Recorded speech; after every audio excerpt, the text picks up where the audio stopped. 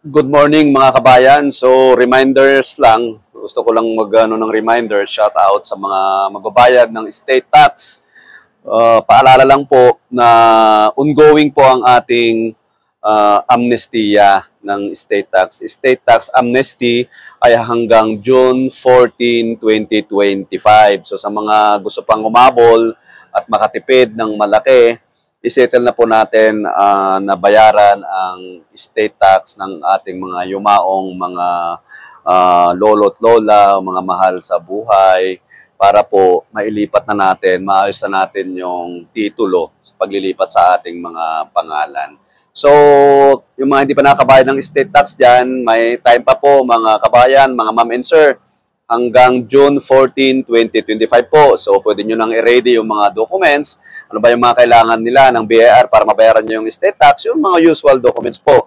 Yung certified CTC ng titulo or tax deck, kung wala pang titulo yan, certified true copy, yung extrajudicial settlement na nandoon yung detalye ng pagkakabahabahagi ng iniwang ari-arian sa mga tagapagmana, mga ganon.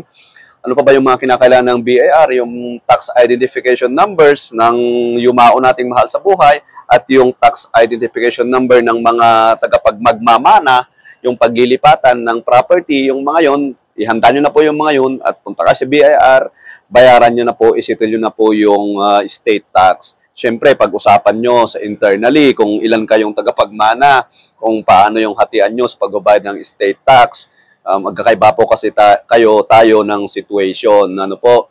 So, ayun lang hanggang June 14, 2025 hanggang April, May, June. So, isang buwan, may oras pa po para humabol. Malaki po yung matitipid ninyo dito, mga kabayan. At baka matagal ulit bago magkaroon ng estate tax amnesty. So, I highly suggest or recommend na ayusin nyo na po habang ongoing pa yung estate tax amnesty program ng gobyerno. Ayun lang po at happy Sunday po sa ating lahat.